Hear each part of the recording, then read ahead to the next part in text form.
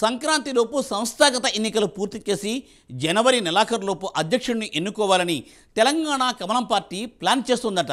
దీనికోసం కేంద్ర పార్టీ పరిశీలకులు సునీల్ బన్సల్ రంగంలోకి దిగారు. అన్ని జిల్లాల నేతలతో ఆయన సమీక్షలను జరపనున్నారు. ఈసారి అధ్యక్షుడిగా బీసీలకు ఛాన్స్ ఇచ్చే అవకాశం ఉందా? స్థానిక ఎన్నికలే టార్గెట్గా వ్యూహాలను పన్నుతున్నారా? డీటెయిల్స్ ఈ స్టోరీలో.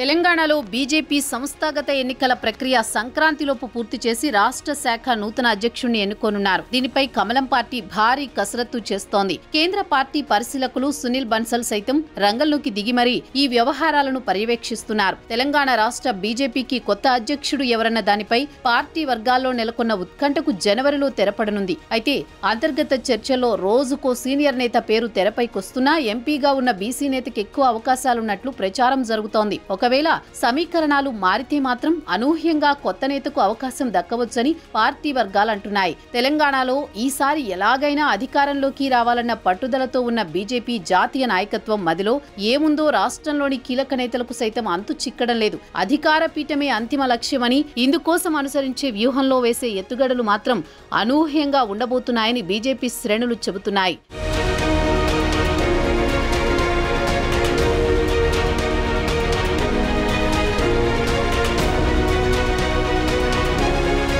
తెలంగాణ బీజేపీలో కొంతమంది సీనియర్ నేతల మధ్య అంతర్గత విభేదాలున్నాయన్న సంగతి అందరికీ తెలిసిందే. పాత కొత్త నేతల పంచాయతీలతో రాష్ట్ర పార్టీ వ్యవహారాలు 4 స్తంభాలాటగా మారాయన్న విషయం అధినాయకత్వం దృష్టికి కూడా వెళ్లిందట. తాము అధికారంలోకి రావాలంటే ముందు పార్టీలో సమన్వయం అవసరమని భావిస్తున్న పార్టీ కేంద్ర పెద్దలు ఆ దిశగా కొత్త అధ్యక్షుడికి బాధ్యతలు కట్టబెట్టాలని భావిస్తున్నారని సమాచారం.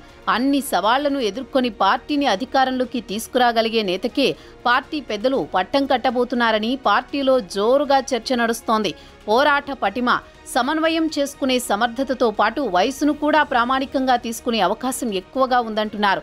ఇందుకోసం ఇప్పటికే ఎమ్మెల్యేలు, ఎంపీలతో పాటు పలువురు సీనియర్ నేతల నుంచి అభిప్రాయాలు తీసుకున్న పార్టీ అధిష్టానం తాజాగా మరోసారి కొంతమంది ముఖ్యుల నుంచి అభిప్రాయాలు తీసుకుందని పార్టీ వర్గాలు చెబుతున్నాయి.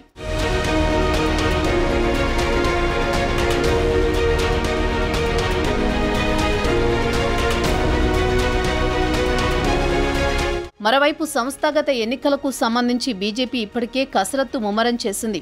గత నెల 25 నుంచి ఈ ప్రక్రియను మొదలుపెట్టింది. ఈ ప్రక్రియ అనంతరం రాష్ట్ర అధ్యక్ష ఎన్నికకు వెళ్లేందుకు నాయకత్వం సిద్ధమవుతోంది.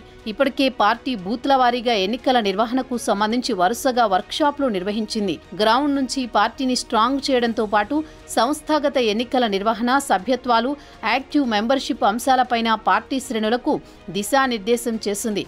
ఇక సంస్థాగత ఎన్నికల్లో భాగంగా ఇప్పటికే జాతీయ, రాష్ట్ర సంస్థాగత ఎన్నికల రిటర్నింగ్ అధికారులను, జిల్లాల వారీగా ఇన్ఛార్జీలను హైకమాండ్ నియమించింది.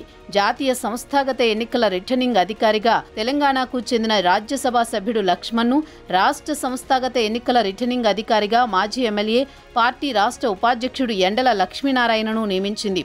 వారు ఇప్పటికే సంస్థాగతంగా ఎన్నికలకు కసరత్తు ముమ్మరంగా కొనసాగిస్తున్నారు. ఒకవైపు బీజేపీ రాష్ట్ర అధ్యక్షుడితో పాటు ఇంకోవైపు జాతీయ అధ్యక్షుడు ఎవరవుతారనే ఉత్కంఠ కాషాయ శ్రేణుల్లో నెలకొంది. స్టేట్ ప్రెసిడెంట్ కోసం చాలా మంది ఎంపీలు, ఎమ్మెల్యేలు రేసులో ఉన్నట్టు తెలుస్తోంది.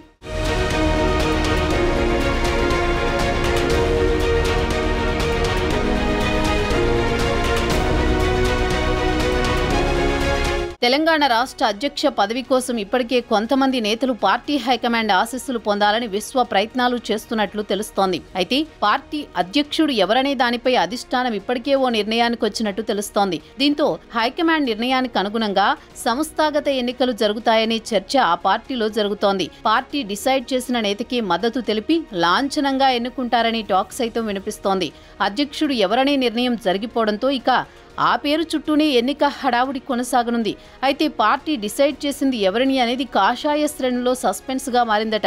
మరోవైపు రాబోయే స్థానిక సంస్థల ఎన్నికలు జరగనుండడంతో వాటిపై ఫోకస్ పెట్టింది బీజేపీ. అసెంబ్లీ, లోక్సభ ఎన్నికల్లో సాధించిన విజయాలతో ఈసారి స్థానిక సంస్థల్లో బలం పుంజుకోవాలని చూస్తోంది. ఈ ఎన్నికల్లో విజయం సాధించాలంటే పార్టీకి బలమైన నేత అవసరం ఉంది. ఈ పరిణామాలను దృష్టిలో ఉంచుకునే పార్టీ రాష్ట్ర శాఖ అధ్యక్షుడిని నియమించనున్నారని సమాచారం. ప్రస్తుతం తెలంగాణలో కాంగ్రెస్కు తామే ప్రత్యామ్నాయమని చెప్పుకుంటోంది బీజేపీ. దీంతో స్థానిక సంస్థల్లో మంచి ఫలితాలు సాధించాలని వ్యూహాలు పన్నుతోంది. చూడాలి మరి వచ్చే జనవరిలో రాష్ట్ర బీజేపీలో ఎలాంటి మార్పులు జరుగుతాయో.